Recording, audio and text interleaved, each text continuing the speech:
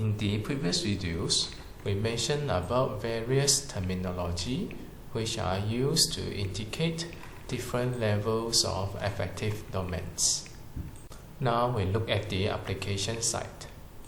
These are the example learning outcome or the instructions given to the students, implying different levels of affective domain as required from the students.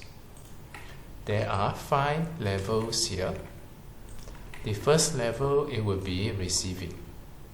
This is more towards creating the awareness among the students, making sure that the students are receiving the relevant informations related to the affective domain. Among the example, there are listen to the discussions of what, locate the information required for what, differentiate between ethical and non-ethical practices. Now, if the students can achieve this, we know that the students are receiving the relevant informations and awareness are being built among the students. The next level, it will be responding. After receiving the relevant informations, the students will need to respond to the information received. The best way to measure this responding, it will be observing the actions of the students after receiving the relevant informations. These are some examples here. Discuss issues on comply with something in the problem-solving activities of something. Report the sequence of something. One of the methods to measure whether students have successfully responding to the informations or value which are delivered to the students is to ask students to write down their response towards the informations. This can easily be done through the tests, assignment, and also final exam. Of course, you can evaluate the response of the students through activities and observations. In this case, you will need to monitor the students throughout the activities. Among the activities can be role play. It can also be some activities requiring teamwork, and so on and so forth. Next, it will be valuing. Personally, I find this is harder to achieve. However, there is no restriction to you if you would like to achieve this. Just that you need to consider an effective way to carry out this. These are some of the examples here. Commit to something. Accept the responsibility of something. Act according to professional code of practice in something. Now, the learning outcome as written here seems to be easy. If we look at the fundamentals of this C3 here, it can range between acceptance to the commitment. It depends the levels that you intend to achieve. If you merely want to cross-check the acceptance level, this may not be a full-fledged level 3 valuing. Now the challenge here is the commitment. How do you confirm the commitments of the students? Now the first example here is looking into the commitment part. The second example here is referring to the acceptance part. As for the third example here, it is likely to be focusing on the commitment. Personally, I feel that when you want to measure the commitment part, most likely you will require a certain period of time, bare minimum 2 times of measurements. You are observing the consistency in terms of the positive response from the students, or you will need to monitor also when there are other options. The students will always choose to do the right thing This will be very much dependent on the wisdom of the lecturer in order to effectively evaluate this. Next, it will be the organizations. This is where you have collisions of the values, which sometimes there will be conflict between the values. It will require the students to conceptualize the values, distinguish, select, and integrate them into a new value. There will be personal judgment and preference from the students, and you are hoping the values as evolved from this shall be positive. Therefore, there are elements of integrations and formulations. It is also an elevation from the third level here. These are some examples here. Integrate the perspective of something and something in something. Based on the statement here, you know that there are collisions between two values here. When you integrate the two values here, it becomes something new. This is the fundamental emphasis of level 4. Next, adapt ethical practice in engineering professions. Also, formulate what to hold the personal reputations and integrity in working environment.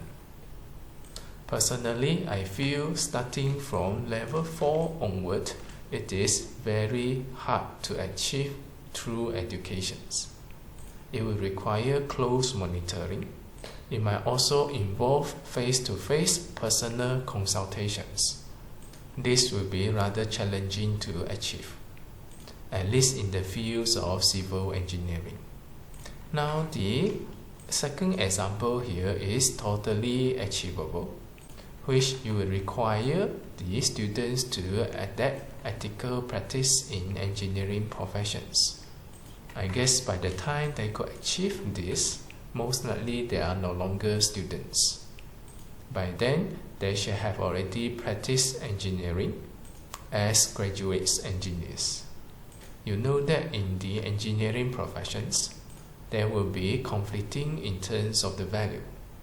For example, you are assigned with a project. Now you need to be responsible for the project. This is a good value here. You need to be accountable for the project. A part of your responsibility is to ensure the project is completed on time. You are trying your best to carry out your work so that it completes on time. Now, if you are fully committed with this responsibility, you are actually at the level 3, commitment to your responsibility. However, during the course of the project, something happened. There are concerns related to the health, safety, and environment. This requires rectifications. You are unable to proceed your project, otherwise this is going to have some impacts to the health, safety, and environment. Now comes the second value here. Engineers will need to carry out the engineering professions without harming the personal health, safety, and environment.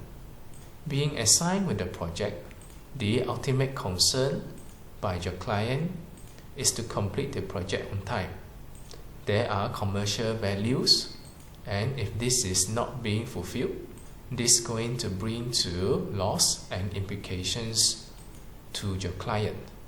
You need to be responsible to the client. Now, because of the health, safety, and environmental problem, you have no choice. You have to cease the project temporarily until it is rectified, so that it will not bring impacts to the general public. This is another responsibility of an engineer. Now you will have to decide whether you need to cease the project, rectify the health, safety, and environmental issue. As a result, the project delay. This brings to the commercial implications to your client. Or you need to decide, proceed with the project and forego the health, safety, and environmental part and bring the problems to the public in future.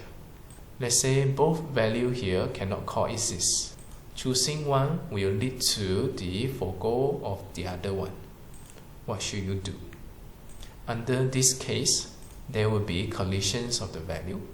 Both values are good, but sometimes they cannot coexist. You will have to come up with another solutions, or you will have to integrate the values in order to find the common ground where both values can coexist. This is an example related to the adapt of ethical practice in engineering professions.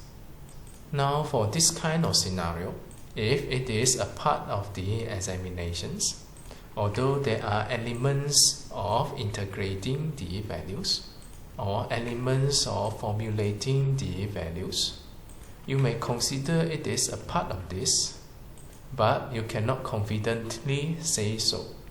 What you are confident with, it will be responding to certain values. Unless you have some way to prove the commitments, then you can consider this to be fully achieved. At least this is better than nothing. If you really want to observe how students integrate different values together, transforming them into one single value. Next, we talk about the internalizing. If you look at the characteristic of this level 5 here, there should be an established value system that controls the behavior. And this system needs to be sustainable and has the ability to influence the others. You may use this as the examples.